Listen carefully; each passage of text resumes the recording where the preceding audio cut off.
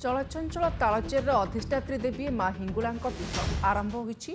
माँ हिंगुलांक नवदिनात्मक यात्रा और 21तम लोक महोत्सव चलित वर्ष माँ उभास्थली मंदिर पश्चिम दिगरे थिबा गजराज खेल पड़िया ठारे अग्नि रूपे उभा होइछंती माँ।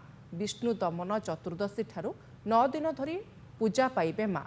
माँ दर्शन पाई भक्तंकर प्रबल भिड़। चलित वर्ष प्राय 5 लाख अधिक भक्तंक समागम हेबा संभावना रही। भक्तंक श्रृंखलित दर्शन पाई प्रशासन पक्षरु व्यापक व्यवस्था करा जायछि। श्रृंखलार सह माँ दर्शन पाई ब्यारिकेड व्यवस्था करा जायछि।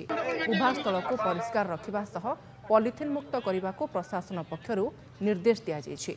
विभिन्न संगठन पक्षरु श्रद्धालु मानक पाई अन्न प्रसाद जलछत्र तरभुज इत्यादि व्यवस्था करा जायछि।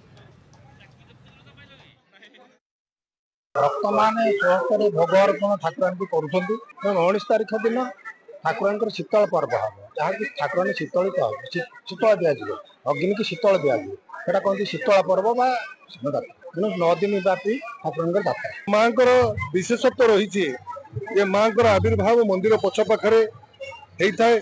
बेले बेले माँ आविर्भाव कुसुमपाल आम गोपाल प्रसाद हाईस्कल पछ भागे माँ भी आविर्भाव होता है।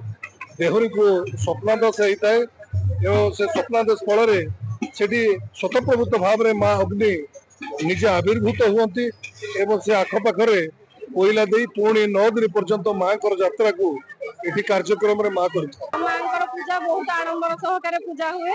आज सका भोर राति 4टारू मैंने पूजा करती बहुत विश्वास अच्छी माँ पाखे जहाँ मनोकामना कले पूर्ण हुए। हिंगुला पूजा बहुत बड़ पर्व कोटि कोटि लोक आसते देखा माँ सब मंगल कर तेणु समस्त आशीर्वाद आसी।